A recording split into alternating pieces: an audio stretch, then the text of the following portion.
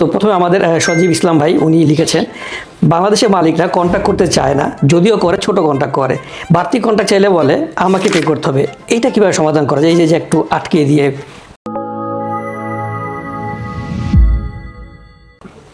আসলে এখানে আমি একটা প্রথমত উপমাটা নিই। আমরা আমাদের বাংলাদেশে শুনতাম যে গরু দুধ দেয় তার লাঠিও খাওয়া যায়, গোয়াল এত বোকা হয় না।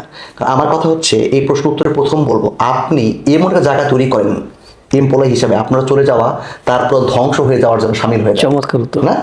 তার মানে কি, আমি দুধ দিই, লাথি দিলেও আমাকে রাখতে তুই বাধ্য। তখন আমি যখন এটা প্রমাণ করতে পারলাম, তখন তাকে উইথ রেসপেক্ট বলে ফেললাম, ভাইরে আমি যদি আপনার পছন্দের মানুষ হয়ে থাকে, তবে আমি যদি আপনার জন্য একজন উপকারী এমপ্লয়ি হয়ে থাকি, তাহলে আপনি একটু আমার উপকার করে আসবেন। কারণ একটা পার্ট টাইম কন্ট্রাক্ট, ছোট কন্ট্রাক্ট জীবনের জন্য আসলে বোঝা। ওকে, কন্ট্রাক্ট যত বড়, জীবন তত সুন্দর হয়ে যায়, এটা কথা। তো এটা অনেকগুলো জায়গাতে ইম্প্যাক্ট আছে, রাইট? তো সুতরাং আমার পরামর্শ হবে, ওই কথার এগেনস্টে আপনি নিজেকে যোগ্য করেন। আমি as a doctor, as a employer, আমারও এই ফিলটা হয়েছে, যোগ্য মানুষ হারাতে আমি চাই না। আমি তার লাগলে পাও ধরবো, বাইরে তুই থাইকে দাবারে, আমার লাগে তুই যাইস না ভাই, কারণ যোগ্য লোক বাজারে নাই। তো তখন আমরা মালিককে নাচাতে পারি, যোগ্য এমপ্লয়ি হলে তখন মালিক নাচতে বাধ্য। সো ভাইকে বলছি, ভাইয়ের নামটা কি বললে? সজীব ভাই। সজীব ভাইকে বলছি, আপনি যোগ্য হন। এই বাঙালি যদি সেটা রিয়েলাইজ না করতে পারে, আর এক জায়গায় টিকে রিয়েলাইজ করবে, নাহলে আমাদেরকে চলে আসবেন, আমরা রিয়েলাইজ করবো। আপনার উত্তরটা ভালো লেগেছে এই জন্য যে আসলে ব্লেম তো করা সহজ, কিন্তু সত্যি যদি আমি নিজের একটা ভ্যালু তৈরি করতে পারি, কোন মালিক না চাবে আমাকে? আমি মানে এটা আমি ড্যাম শিওর যে কেউ যোগ্য মানুষ হারাতে চায় না। আচ্ছা, তারপর ওনার পোস্টের সাথেই বলি আমি, যদি এমন হয় যে ধরেন যোগ্য মানুষই, হ্যাঁ, কিন্তু উনি হয়তো বা এখন এই মুহূর্তে চাকরিটা হারাতে ভয় পাচ্ছেন, কারণ উনি হয়তো বা মালিকের সাথে দাগদ হচ্ছেন, অন্য কোথাও যেতে ভয় পাচ্ছেন, কিন্তু এই সুযোগে মালিক হয়তো বুঝতে পেরেছে যে ও একটু ঝামেলা আছে, এই মুহূর্তে যাবে না, তখন যদি তাকে আসলে মিস ইউজ করতে চাই, যে বেশি কাজ করা বা ইয়ে করা, এই ক্ষেত্রে চমৎকার কথা বলেছেন, ধন্যবাদ আপনাকে। হ্যাঁ, এই ক্ষেত্রে আমরা চলে যাব আইনি ভাবে, ভিয়া জুডিশিয়ারিতে চলে যাব। তখন দিরিত্তি লাবোরোর হয়ে আমরাই সজীব ভাইয়ের পক্ষে ফাইট করতে পারবো, কারণ সে 4 ঘন্টার কন্ট্রাক্ট, কিন্তু 8 ঘন্টা কাজ করে, তার প্রমাণ আছে, ভিডিও, অডিও, মেসেজিং, ওকে, ছবি তুলে রাখা, কথার কথা, অথবা দোকানের ভিডিওটা, এই প্রমাণ থাকলে এই বাঙালি মালিকটা বাধ্য হয়ে ওই সজীব ভাইয়ের ওই যেটা বলছে সেই ক্ষতিপূরণ অথবা সেই ব্যাপারটাকে অবশ্যই তিনি দেখবেন এবং দিতে বাধ্য থাকিবেন।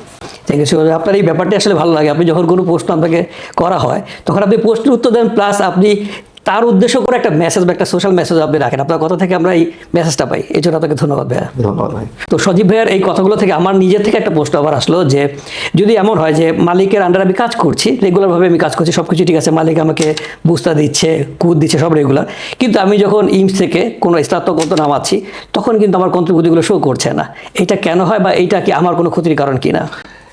অ্যাকচুয়ালি একটা সময় ছিল যে এক্ষেত্রে ল্যাবরেটরিদের কোনো প্রবলেম আসলে দেওয়া হতো না, কারণ ল্যাবরেটরি একটা কোথা আছে, যে কোথাটা না পে করলে তাতে যদি ল্যাবরেটর ওনার কাউজা পেনাল হবে। সো তখন সরকার জানতো যে দাতুদি ল্যাবরেটর আজকে না হোক কাল, কাল না হোক পরশু কি হবে, আটকে যাবে। সো ওই সময়গুলোতে কন্ট্রিবিউটিভ হতে ঝামেলাটা হতো না। এখন সরকার একটু আরেকটু অ্যাডভান্স হয়েছে, যে দুজনকে চাপ দিচ্ছে, যেমন দাতুদি ল্যাবরেটর পে করে নাই, ও টের পাচ্ছে স্ট্রাতটা এনরিচ হচ্ছে না বা রিচ হচ্ছে না বলে, তখন সেও মানসিকভাবে চাপ দিবে তাকে, তাদের মধ্যে চাপাচাপির ব্যবস্থা করে দিচ্ছে। তো সরকার এখানে চাইলেই ওকে আটকে ফেলতে পারবে দাতুদি ল্যাবরেটরকে। তো তারপর যেটা বলবে, এখানে যেটা হয়, কমপক্ষে প্রথম 3 মাস যদি কোথাও কোনো পেমেন্ট না থাকে পাওয়া যায় না, কিন্তু কমপক্ষে 6 মাস থেকে শুরু করে পরবর্তী সময়গুলো যদি না হয়, আস্তে আস্তে করে কি হয়, স্ট্রাত কর্তৃপক্ষ জায়গাটা আপডেটেড থাকে না। তো এই ক্ষেত্রে বলবো, অবশ্যই যখন ইটিএল এ আপনারা একটা ফর্মাল ক্লেম করতে পারেন। মিলানের ক্ষেত্রে আমরা যেটা করছি, একটা চিঠি করা যেতে পারে, আমরা সেটা প্যাক করে দিতে পারি। এই প্যাকটা করলে ইটিএল জানলো এবং সেই অনুযায়ী তারা স্টেপ নেওয়া শুরু করলো। তারা হয়তো দাতুদি ল্যাবরেটরকে কি করলো, চিঠি করলো, রাইট?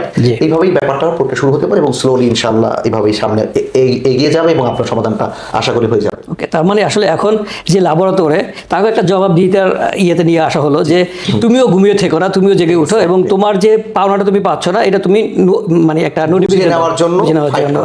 এবং এইটা আপনি যেটা বললেন যে 3 মাসটা স্বাভাবিক সময়, কারণ এটা শুরুতে অনেক সময় আজন্ম মেয়াদে 3 মাস সময় লাগে। exactly. যদি সেটা 6 মাস বা তারও অধিক হয়ে যায় তখন এটা একটা কনসার্নিং ব্যাপার হয়। Exactly. Okay, thank you so much ভাইয়া। ভাই ধন্যবাদ আপনাকে।